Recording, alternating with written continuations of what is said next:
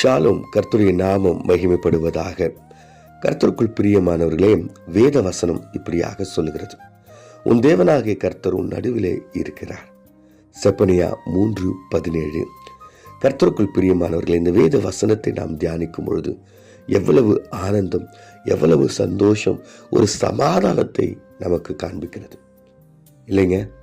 இஸ்ரவேல் மக்கள் தேவனை விட்டு தேவனுடைய சித்தத்துக்கு மாறாக அநேக நேரங்களில் அவர்கள் நடந்து கொண்டார்கள்.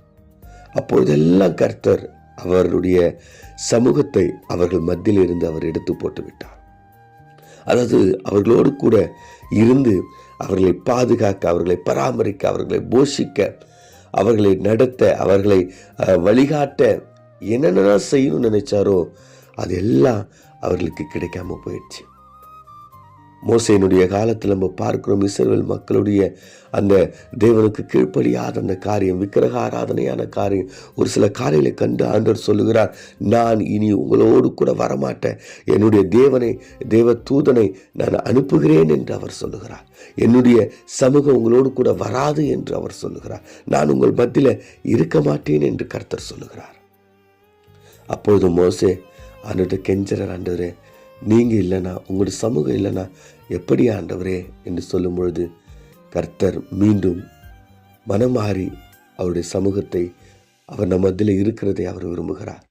இன்னொரு இடத்துல பார்க்கும்போது அவர் அந்த ஆசரிப்பு கூடாரத்தை எடுத்து பெயர்த்து அவர் பாளையத்திற்கு புறம்பே போடுகிறார். அப்போ இஸ்ரவேல் மக்கள் எல்லாம் பாளையத்திற்கு இந்த புறத்தில் இருந்து அந்த புறத்தில் நோக்கி பார்த்து தேவனை மகிமைப்படுத்த வேண்டும், ஆராதிக்க வேண்டும். அப்ப பாருங்க, தேவன் நம்ம மத்தியில் இருக்க அவர் விரும்புகிறார். அப்ப நீங்களும் நானும் தேவனுக்கு விருப்பமில்லாத காரியங்களை, தேவனுக்கு சித்தமில்லாத காரியங்களை நாம் செய்யும் பொழுது அவர் நம்ம மத்தியில் இருந்து கடந்து போகிறார். நீங்க ஆசரிப்பு கூடாரத்தை ஆண்டவர் அமைக்கின்ற அந்த கட்டமைக்கின்ற அந்த முறைமையை பார்க்கும்போது எவ்வளவு அருமையான ஆழ்ந்த ஒரு சத்தியத்தை நமக்கு கற்றுக் கொடுக்கிறது. அவர் சொல்லுகிறார், 3 கோத்திரங்களும், ஒவ்வொரு கோத்திரம் அது 3 கோத்திரமாய் வலதுபுறமாக இடதுபுறமாக முன்னும் பின்னுமாக இருக்க வேண்டும். 12 கோத்திரமும் 3ஆக பிரித்து ஆசரிப்பு குடாரத்தின் சுற்றுப்புறத்தில் இருக்க வேண்டும். அவர் சொல்லுகிறார், நான் உங்கள் மத்தியிலே உலாவுகிறவராயிருக்கிறேன் என்று, உலாவ வேண்டும் என்று, மகிமைப்பட வேண்டும் என்று அவர் விரும்புகிறார். கர்த்தருக்குள் பிரியமானவர்களே, இன்னைக்கு நம்ம குடும்பத்தில் ஆண்டவர் இருக்கிறாரா? நம்முடைய சபையில் ஆண்டவர் இருக்கிறாரா? இல்லை உங்கள் மத்தியில் ஆண்டவர் இருக்கிறாரா? வேதவசனம் சொல்லுகிறது, உன் தேவனாகிய கர்த்தர் உங்கள் நடுவிலே இருக்கிறார், அவர் வல்லமை உள்ளவர், அவர் ரட்சிப்பார், அவர் உன் பேரில் சந்தோஷமாயிருந்து மகிழ்ந்து களி கூர்ந்து தம்முடைய அன்பு நிமித்தம் அமர்ந்திருப்பார் என்று சொல்லுகிறது. ஆம் பிரியமானவர்களே, அவர் ரட்சிக்கிறவர், அவர் வல்லமை உள்ளவர். அவர் நம் மத்தியில் இருந்தார்னா பெரிய காரியங்களை செய்கிறார். சிங்க கெபிலே நீங்கள் இருந்தாலும், மீனின் வயிற்றிலே நீங்கள் இருந்தாலும், எந்த சூழ்நிலையில நீங்கள் இருந்தாலும் அவர் உங்களை ரட்சிப்பார். அவர் வல்லமை பொருந்தியவராயிருக்கிறார், அவர் வல்லவராயிருக்கிறார். வசனம் சொல்லுகிறது, அவர் நம் மத்தியிலே இருக்க விரும்புகிறார். ஆனால் நீங்களும் நானும் தான் அவர் நம் மத்தியிலே இருக்க விரும்புகிறதில்லை.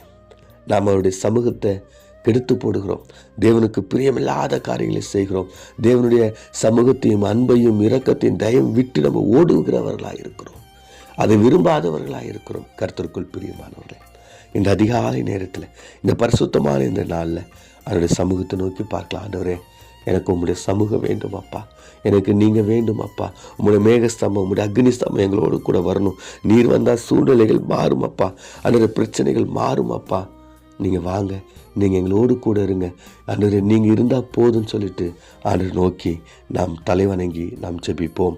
எங்களை அதிகமாய் நேசிக்கிற எங்கள் பரலோக தகப்பனே, ஆண்டவரே, நீர் எங்கள் மத்தியில் உலாவுகிறவராக இருக்கிறீங்களே ஆண்டவரே, நீங்கள் எங்கள் கூட இருந்தால் மாத்திரமே எங்களுக்கு ஆசீர்வாதம். ஆண்டவரே, ஆண்டவரே, நீங்கள் வல்லமுள்ள தேவன், உன்னதமான தேவன், உயர்ந்த தேவன், அடைக்கலமான தேவன், அரவணைக்கிற தேவன். ஆண்டவரே, நீர் எங்களோடு கூட இருந்து எங்களுடைய குறைகளை, எங்களுடைய கவலைகளை, எங்களுடைய கண்ணீரை, எங்களுடைய கஷ்டங்களை, எங்களுடைய போராட்டங்களை, எங்களுடைய தனிமையை எடுத்து போட்ட ஆண்டவரே, நீர் எங்கள் மத்தியில் வல்லமை உள்ளவராய், எங்களை ரட்சிக்கிறவராய், எங்களுடைய குடும்பத்தில், எங்களுடைய சபையில், எங்களுடைய தனிப்பட்ட வாழ்க்கையில் இருந்து எங்களை ஆசீர்வதிக்கும்படியா இயேசு மூலம் ஜெபிக்கிறோம் நல்ல பிதாவே, ஆமேன்.